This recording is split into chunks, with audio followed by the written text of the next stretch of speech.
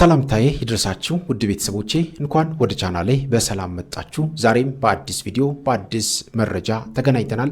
እስከ ፕሮግራሙ ፍጻሜ ድረስ ከኔ ጋር ከቆያችሁ ብዙ ነገር እንማማራለን። ለዚህ ቤት ለዚህ ቻናል አዲስ ሆናችሁ ቻናሉን ሰብስክራይብ አድርጉ፣ ቪዲዮን ላይክ አድርጋችሁ ጀምሩ። በቀጥታ ወደ ዛሬው መርሃ ግብራችን እንሄዳለን። የዝሙት መንፈስ እንዲመታ እየተሰገደ የሚጸልይ ጸሎት አለ። ዝም ብሎ ጸሎት አድርጎ ከዛ በኋላ ወደ ስግደት አይደለም። እንዲህ አይነት የዝሙት መንፈስ ችግር ያለባችሁ ወንድሞቻችን ይችን በደንብ አዳምጡ። በሞባይላችሁ አሁን አዲስ ይመጣ አንድ አባት ምናሉኝ የገዳም አባት ናቸው። አይናቸው ደከም ብሎ ነበረ እና ልጄ አሁን ቅርብ ጊዜ አንዳንድ የኦዲዮ ወይም ደግሞ የድምፅ ጸሎቶች መጥተዋል። አዎ ምንም እንኳን በማንበብ መጸለይ ቢገባንም ግን ሐሳቡ እየተሰረቀ ለተቸገረ ሰው ይሄን ነገር እስቲ ሐሳቡን ሼር አድርገው ይጠቅማል አሉኝ። ኧረ እኔም ሐሳቤ ተሰቋል ብዬ እኔም ስሞክረው በጣም ተሳካል። ምክንያቱም በሞባይሌ ከፍተዋለሁ። ዋየርለስ የሆነ አዲስ የመጣ ሂርፎን አለ እዚህ ጋር የሚሰካ በብሉቱዝ ከሞባይሉ ጋር ይገናኛል። በደንብ አዳምጡኝ። በብሉቱዝ ከሞባይሉ ጋር ይገናኝና ከዛ የሰኞ አርጋኖን ጸሎት ለምሳሌ ስንጸልየው በጣም ረጅም ነው፣ ብዙ ነው አይደል? ስታዩት የሰኞ አርጋኖን በጣም ሰፊ ነው፣ ግን ያልቃል። ተነቦ ግን አይደለም የሚያልቀው። በጣም ከባድ ነው። በእርግጥ አርጋኖን ተጀምሮ አይቋረጥም። ንጉሱን ወይም ደግሞ ምዕራፉን ጸልያችሁ የምታቋርጡ ሰዎች አላችሁ። ይሄ እንዳይሆን ከሌሊቱ 10 ሰዓት ተነስታችሁ ማንበብ የምትፈልጉ ሰዎች ነው። የኦዲዮን በኋላ እመጣበታለሁ። ማንበብ የምትፈልጉ ሰዎች ሌሊት 10 ሰዓት ተነስታችሁ አንብባችሁ ብትጨርሱት ነው የሚሻለው 12 ሰዓት እንጂ አቋርጦ ሰኞ ከጸልያችሁ በኋላ ማክሰኞ አትድገሙት። የማክሰኞን አትጸልዩ። በሚቀጥለው ሳምንት ነው የማክሰኞን መጸለይ ያለባችሁ። ፍቅሯ እንዲያድርባችሁ፣ ጸሎቱን እንዳትሰለቹት፣ በዛብኝ ብላችሁ እንዳታቋርጡት። አያችሁ፣ በሳምንት አንዱን ቀን እያለፋችሁ በሚቀጥለው ሳምንት ደግሞ ማክሰኞ ማታ የሮብን ወይም ደግሞ ሮብ ጠዋት የሮብን ትጸልያላችሁ ማለት ነው። አርጋኖን በሳምንት እንደዚህ አድርጋችሁ የምትጸልዩ ከሆነ የእመቤታችን ፍቅር ያድርባችኋል።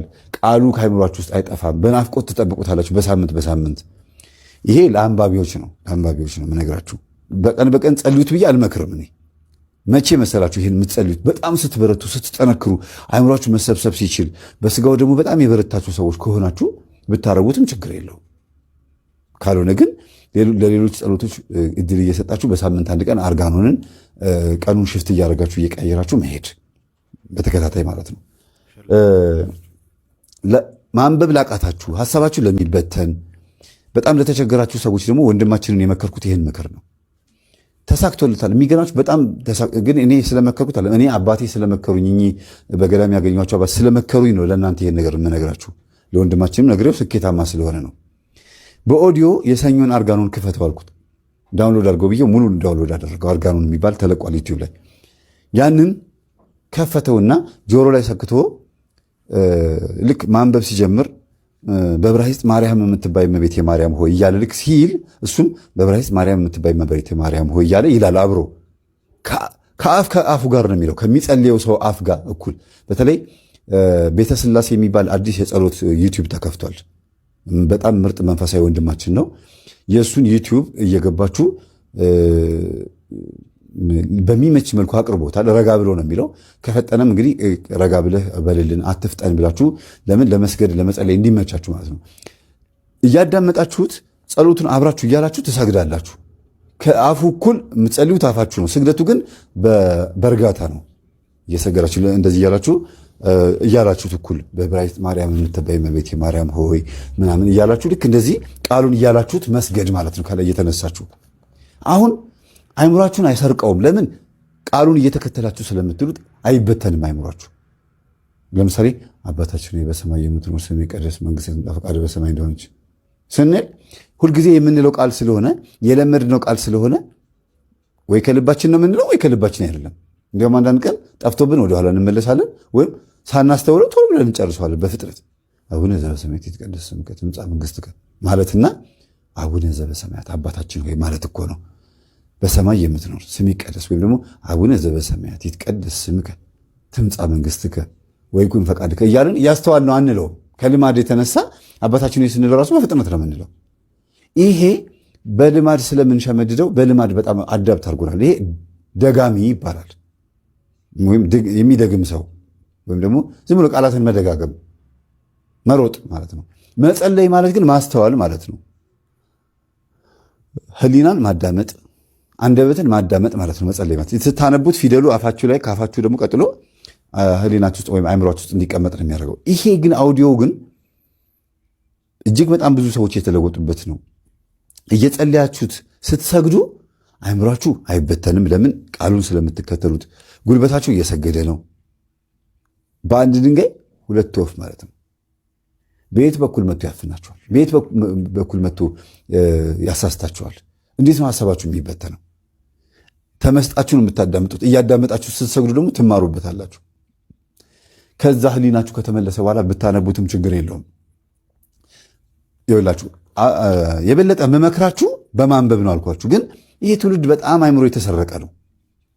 የፈለገ ነገር ቢሆን በማንበብ መጸለይ እንዳለብን ይታወቃል። ግን አእምሯችን እስኪመለስ በርትተን እስከምንገኝ ማስተዋሉን እስከምናገኝ ድረስ ይህንን ነገር እናድርገውና መንፈሱን እንያዘው፣ እንቆጣጠረው። ብዙ ሰዎች ኢርፎን እንደሰኩት እየሰገዱ ብለው የጮሁ ሰዎች አጋጥመውኛል። እየሰገዱ ለምን?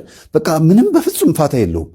አርጋኖን የሰኞ ሲጸልይ 40 ምናምን ደቂቃ ነው የሚፈጀው። እዛ እንትኑ ላይ ጸሎቱ ላይ ዩቲዩብ ላይ ስትገቡ 40 ምናምን ደቂቃ ይፈጃል። ከዛም በላይ የተረኩት ሰዎች አሉ። ግን ስታነቡት ግን ከአንድ ሰዓት በላይ ነው የሚወስደው። ምክንያቱም ስታነቡት በጣም ልትንቀራፈፉም ወይም ደግሞ ሊጠፋባችሁም ወይ ታቋርጡት ትችላላችሁ። ይሄ ግን ምንም እረፍት የለውም። ኮንቲኒየስሊ ቀስ እያላችሁ እየሰገዳችሁ ነው የምትሉት ባፋችሁ። ቃሉ ሊፈጥን ይችላል። እናንተ ግን ባፋችሁ እያላችሁት፣ ስግደታችሁ ግን ረጋ ብሎ ከዛ ላብ በላብ ስትሆኑ ሶስተኛ ድል ማድረጊያ ላባችሁ ይወጣል። ባፋችሁ ትጸልያላችሁ፣ በጉልበታችሁ ትሰግዳላችሁ፣ በላባችሁ ታቃጥሉታላችሁ፣ ለእግዚአብሔርም ክብር ትሰጣላችሁ። ለእመቤታችን ለቅድስት ድንግል ማርያም ተገቢውን ክብር እንሰጣታለን ማለት ነው። ደግሞ አርጋኖን ደስ የሚለው ነገር መጽሐፍ ቅዱሳዊ ነው። የመጽሐፍ ቅዱስ ውስጥ ያሉትን የእመቤታችንን ምሳሌዎች በሙሉ እየዘረዘረ የአሮን በትር ነሽ፣ የኤልሳ ማሰሮ ነሽ እያለ ነው የሚያመሰግናት። ከዛ በኋላ ደግሞ መንፈሱ አይወደውም። አባታችን መላከ መንክራት መምህር ግርማ ወንድሙም በተደጋጋሚ ጸልዩ የሚሉት ይህንን ነው። ይህንን ጸሎት ጸልዩ። ምን ጸልይ ሲባል አርጋኖን ጸልዩ ነው የሚሉት። እኔንም በጣም በብዛት አርጋኖን ጸልይ ነው የሚሉት። ለምንድን ነው ሲባል ድል ማድረጊያ መጽሐፍ ነው። ሰይፈ መለኮት ሰይፈ ሥላሴ ይከተላል። ውዳሴ አምላክ በጣም ወዶ ስለሆነ ካፌ አይጠፋም። መልካ ኢየሱስና መልካ ማርያም፣ መልካ ሚካኤል፣ ትናንሾቹ ድርሳነ ሚካኤሎች፣ እነዚህ በጣም ብርቱ ጸሎት። የመስቀል አጥር ጸሎት ዋናው ደግሞ ረስቸው። የመስቀል አጥር ጸሎትን ብትችሉ ሳታቋርጡ በቀን ካልሆነ ግን ሮብና ዓርብ ማታ ደግሞ ማንኛውም ሰው መቼም ቢሆን ሳያቋርጠው መጸለይ ያለበት ደግሞ መልካ ሩፋኤል። በቃ ማታ የሚጸልይ ሰው ህልሙ ይስተካከላል፣ ራእዩ ይስተካከላል፣ መልእክት ይመጣለታል። መልካ ሩፋኤል ጸልዮ የሚተኛ ሰው ችሎታው ካለ፣ ብርታቱ ካላችሁ፣ ችሎታ ስላችሁ ጊዜ ካለ ማለት ነው። መቼም በችሎታ ይጸለይም በፈቃድ እግዚአብሔርና በቁርጠኝነት በውሳኔ ነውና እነዚህ ነገሮች አድርጉ። ስለዚህ መጽሐፍ ቅዱስ ወደ ባርነት ተመልሳችሁ እንዳትመጡ ምንድነው የሚለው? እንግዲህ ጸንታችሁ ቁሙ፣ እንደገናም በባርነት ቀንበር አትያዙ ነው የሚለው። እነኚህ እናቶች ርቧቸው ልጆቻቸው በጦር ሜዳ ተገድለውባቸው የሚያስተዳድሩት ልጆች ሳይኖራቸው ብቻውን መጠለያ ጣቢያ ያሉ እናቶች ናቸው። ሕጻጽ ይባላል። ከሽሬ ከፍ ብሎ የሚገኝ መጠለያ ስፍራ ነው። በጦርነት ምክንያት ተፈናቅለው የተሰበሰቡበት ስፍራ ነው። እነዚህ የምታያቸው ወጣቶች፣ አብረዋቸው የነበሩ ወጣቶች ስፍራውን የአደባባይ ገመና የገለጡ ናቸው። ከመቀሌ ከአክሱም ተነሳው ሄደው መረጃውን ለህዝብ ለዓለም ይፋ ያደረጉ ወጣቶች ናቸው። እነኚህ የምታያቸው እናቶች፣ የሚያለቅሱት እናቶች ለምነው አያውቁ፣ እጃቸውን ዘርግተው አያውቁ። ድንጋይና አፈር ቧጣው ራሳቸውን ወገናቸውን ይረዱ የነበሩ፣ ሀገራቸውን፣ ክልላቸውን፣ ቤተሰባቸውን፣ ወገናቸውን ይጠቅሙ የነበሩ እናቶች ናቸው። ልጆቻቸውን ቁማር በላባቸው። ቁማር፣ የፖለቲካ ቁማር፣ የሃይማኖት ቁማር በላባቸው። ዛሬ ቀና ብለው መሄድ አይደለም ቆሞ ለመራመድ አቅቷቸው በሰው እየተደገፉ ይቀመጣሉ፣ በሰው ተደግፉ ይነሳሉ። ያገኟትን እንጀራ ሻግታባቸው ከመሶባቸው ሳይወርዷት የሻገተችውን እየተካፈሏት ይበላሉ። አብረን እንሙት አብረን እንኖራለን ብለው 5.2 ሚሊዮን ህዝብ ተፈናቃይ ነው ኢትዮጵያ ውስጥ ያለው። አሁን በመጠለያ ጣቢያ ብቻ የሚገኝ ኢትዮጵያ የሆነው ኢትዮጵያ ውስጥ የተፈናቀለ እነዚህ እናቶቻችን ትግራይ ውስጥ አቤት ይላሉ፣ ድረሱልን፣ ረሃብ ገደለን ይላሉ። ከጥይት ተርፈው በረሃብ ሊሞቱ ነው። እነዚህ ልጆች ሊደርሱላቸው ይሄ ማሳያችሁ ቪዲዮዎች ወጣቶች ተነስተው ሄደዋል። ይዋቸው ይህንን ቪዲዮ ሁላችሁም ተመልክታችኋል። በእነዚህ ቅን ሐሳቢዎች የተነሳ የአካባቢያቸውን ማህበረሰብ የተቸገሩትን፣ የተራቡትን በማህበራዊ ሚዲያ ካጋሩ በኋላ የሁላችንም ልብ ተነክቷል። አደጋ ስጋት ስራ አመራራችን የት ነው ያለው? የትግራይ የአደጋ ስጋት ስራ አመራር የት ነው ያለው? በግድ እየሰበሰበ ነው፣ በግፍል ፍላጎት እየሰበሰበ ነው ትሉናላችሁ። አጠገብ ያለው እየተራበ በግድ እየተሰበሰበ ነው የሚል ዜራ ትሰራለህ። አንተ እየበላህ አጠገብ ያለው በረሃብ ይሙት። አሁን በግዴታ መሰብሰብ አለበት። እውነት እነኚህ እናቶች እኮ እኛን ያሳደጉ ናቸው። የወለዱን፣ አጥብተው ያሳደጉን፣ ጎረቤት ቀጥተው ያስተማሩን፣ ዛሬ ቆመን የምንሄድ ሚኒስትር የሆንን፣ ባለስልጣን የሆንን፣ ሰራተኛ የሆንን፣ ከሀገር ውጭ ያለን፣ ኢትዮጵያ ውስጥ ያለን እኮ ነን።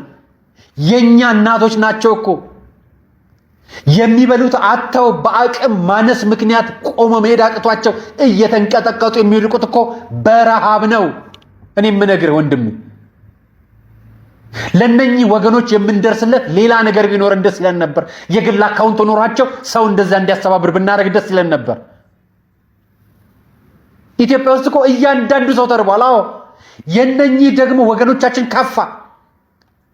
3 ዓመታት በጦርነት በስቃይ በችግር በመከራ በጦርነት በረሃብ በድርቅ ተሰቃዩ። እባካችሁ በተቻላችሁ አቅም የሄዳችሁም ልጆች የምትሄዱም ወጣቶች ይሄንን ሚዲያ ሼር አድርጉትና እኔ በዚህም በቃለ ቀርን እሰራለሁ። ሚዲያ አይደለም በቆምኩበት ሚዲያ በሙሉ ለወገኖች በምታሰባስቡበት አካውንት በሚዲያ በማስረጃ ገልጻለሁ። ማስረጃው ብቻ እውነት ይሁንልን። ለነዛ ወገኖች ግን የዕለት ዳቦ ማድረስ የምትችሉ ሆኑ። መጀመሪያ ብዙ ጊዜ ይሰበሰባል ይባላል በመንግስት ረሃብተኞቹ እንዳሉ ናቸው፣ አይቀነሱም። ተቀንሰው ነው የሚሞቱት። ዲፖፑሌሽን የሚሰራው እንደዚህ ነው። የህዝብ ቅነሳ የሚሰራው እንደዚህ ነው። ጦርነት ይከፈታል፣ ከጦርነት መጠለያ ይገባል፣ በረሃብና በስቃይ ይሞታል። ደህና ሰንብት። ዘመድ የለው፣ ልጅ የለው፣ በጦርነት ተገድሎበታል። ባል የላት፣ በጦርነት ተገድሎባታል። አጎት አክስት የላቸው፣ ወንዶቹ ጦርነት ላይ ተማግደዋል። መስገድ ስትጀምር ኑሮህን ታገኘዋለህ፣ እድልህን ታገኘዋለህ፣ ተስፋህን ታገኘዋለህ።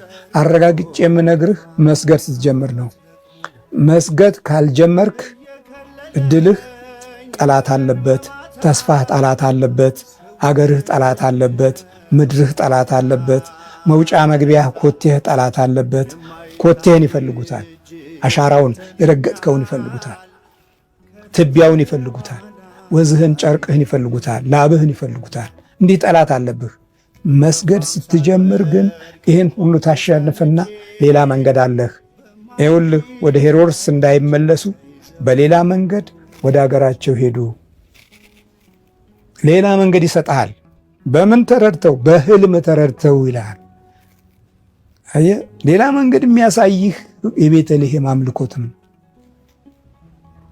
እኔ እኮ ብዙ እኮ ታገልኩ። መንገዱን ግን ያገኘሁት በመንበርከክ በመስገድ ነው።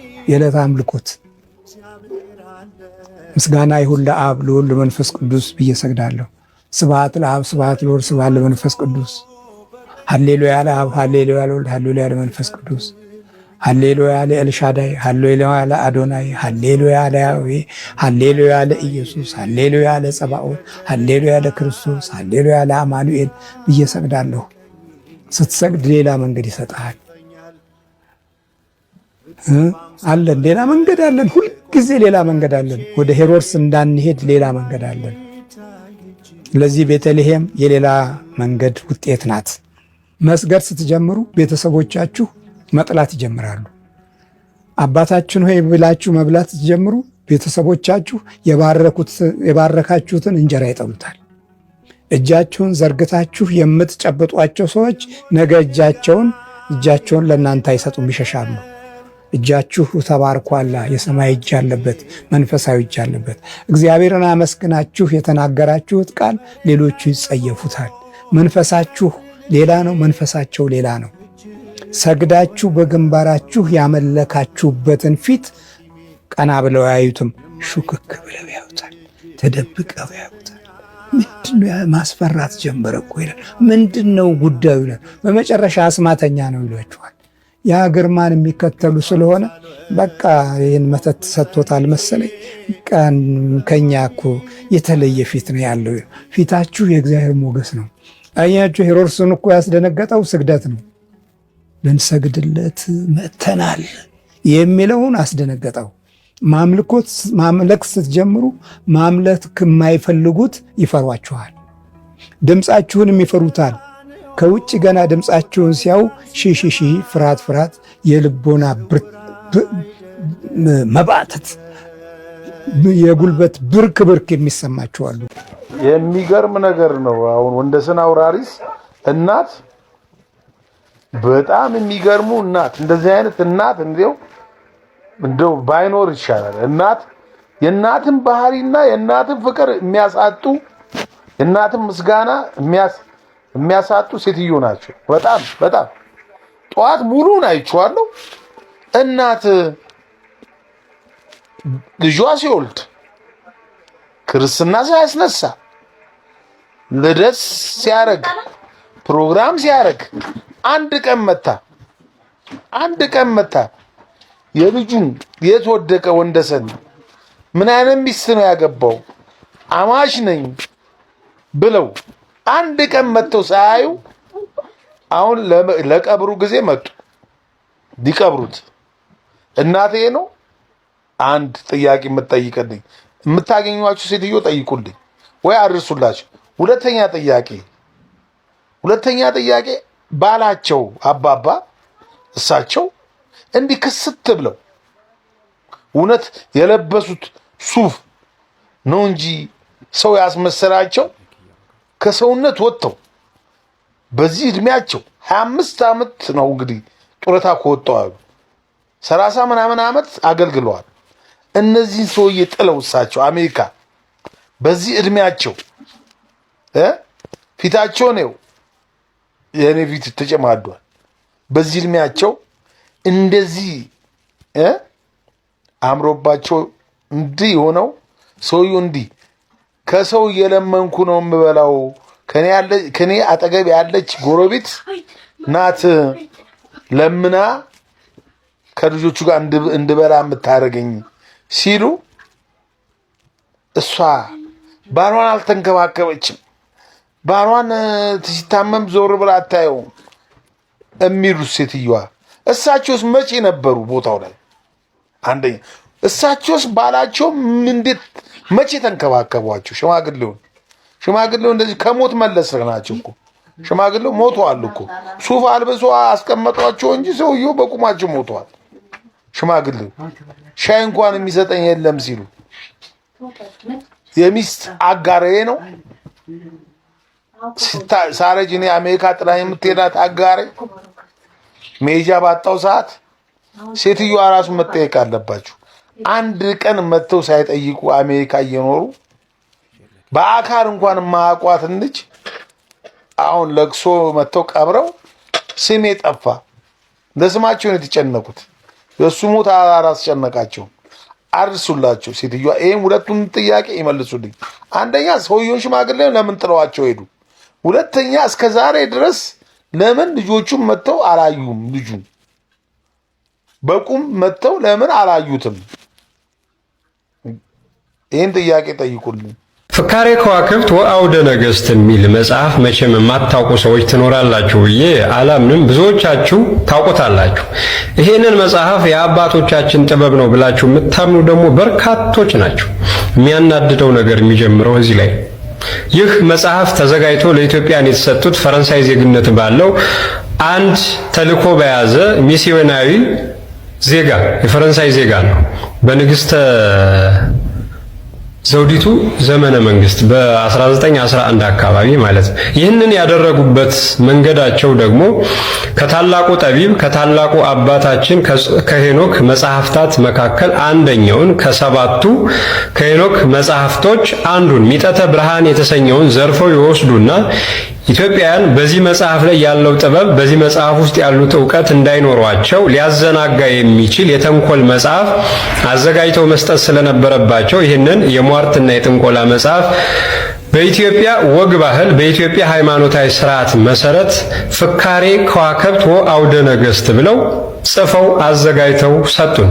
እነሱ ዞዲያክ የሚሉትን እንደማለት ነው። ዞዲያክ የሚሉትን ይሄ የሟርትና የጥንቆላ ስራቸውን በእኛ በሀገር ወግና ባህል ስርዓት መሰረት አዘጋጅተው ሲሰጡን ተቀበል። ዛሬም ይሄንን ነገር ሊተገብሩ እንደዚህ ከፍ ዝቅ የሚሉ ሰዎች ስታዩ ህመሙ እንዴት እንደሚያም አንተ የማይገባህን አንተ ልትረዳው የማትችለውን ነገር የሚያወሩ ሰዎች አሉ።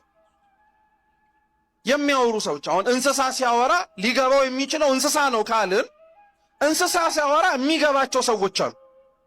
ማለትም የመረዳት የሚከብዳቸውን መረዳት የማይችሉትን ለመስማት የሚከብዳቸውን ነገር ሲወራ የሚሰሙ ሰዎች አሉ። ለዛ ነገር ዝግጁ ሲሆኑ ማለት ነው። ማን ከኛ መካከል ከዝንብ ማርም ይጠብቃል? አለ የለ። ከማያምኑ ሰዎች እምነት አንጠብቅ። ጆሮህን መድፈን አለብህ፣ መስማት የለብህም እንደማለት እኮ።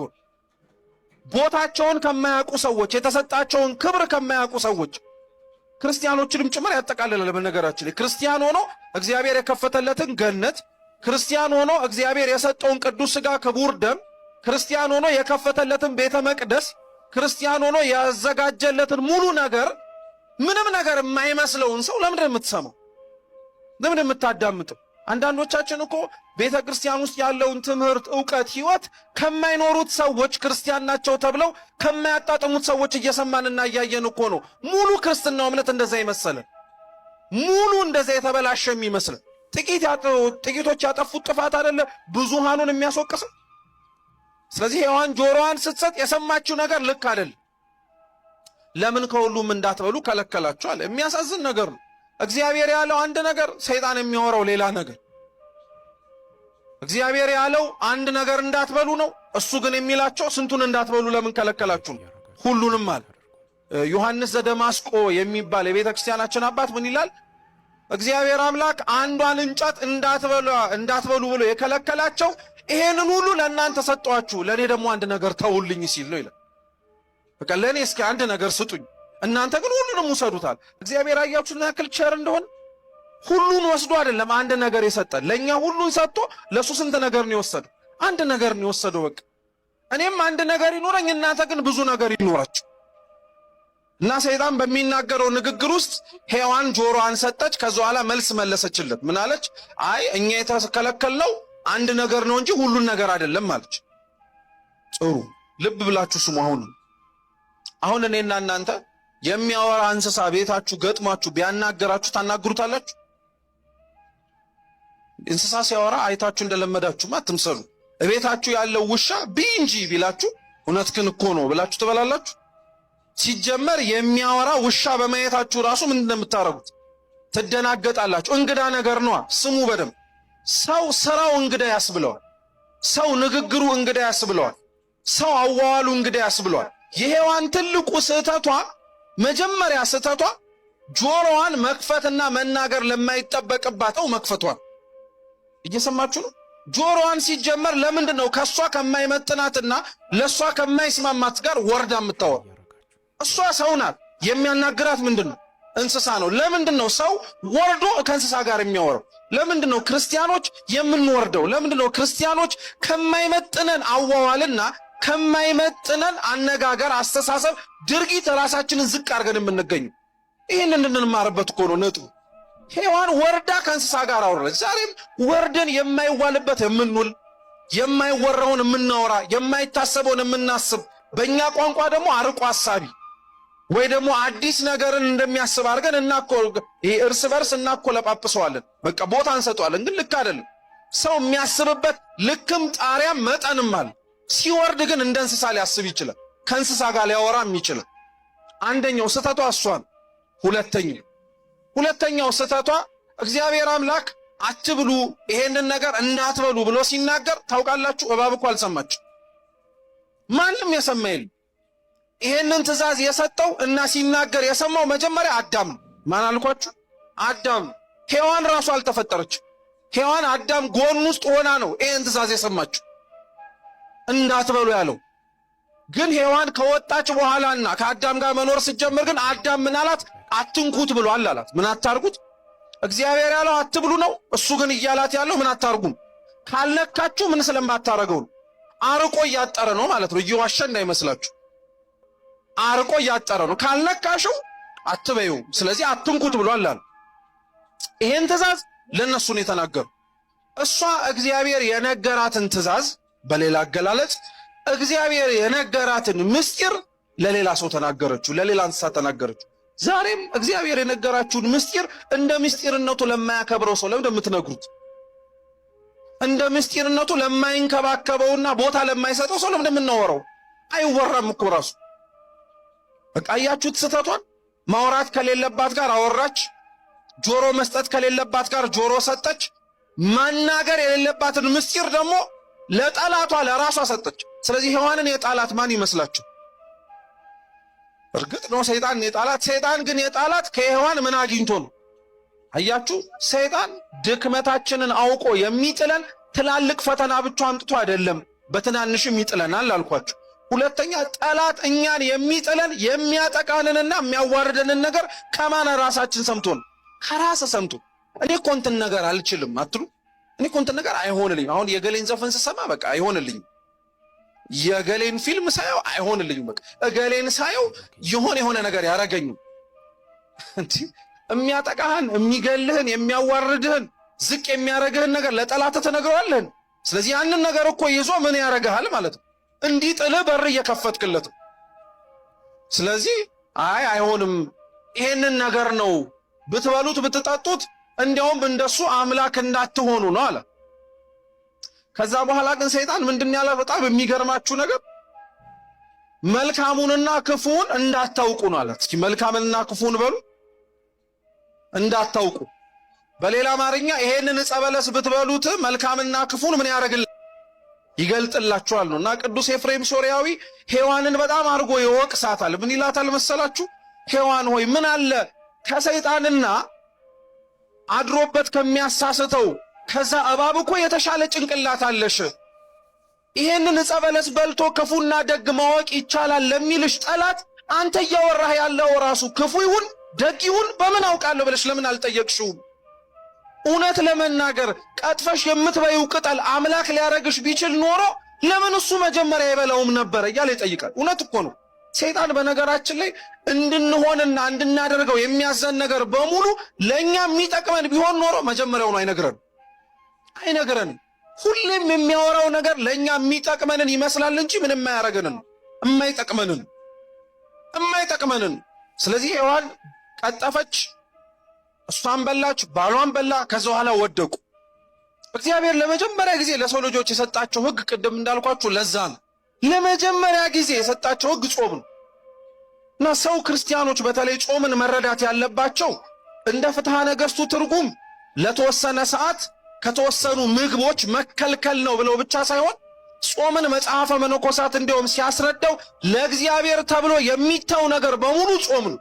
እንግዲህ በዛሬው ትምህርቶቻችን ብዙ ነገር የተማርንበት ብዙ ነገር ያገኘንበት ቪዲዮ ነው ብዬ ተስፋ አድርጋለሁኝ። እናንተም የሚሰማችሁን ሀሳብ በኮሜንት ላይ መጻፋችሁን እንዳትረሱ። በሀገር ውስጥም ከሀገር ውጭም ያላችሁ ኢትዮጵያውያን፣ ኤርትራውያን ቤተሰቦቼ ሰላም እግዚአብሔር ከሁላችሁ ጋር ይሁን እላለሁኝ። እንበርታ፣ እንጠንክር። እንደነገርኳችሁ ቪዲዮን ለብዙ ሰዎች ሼር አድርጎ ይህንን ቻናል የምናግዝበት አንዱ በዚህ መንገድ ስለሆነ ሁላችንም ይህንን ልናደርግ ይገባል። እግዚአብሔር አምላካችን ከሁላችን ጋር ይሁን። ይቆየን። አሜን።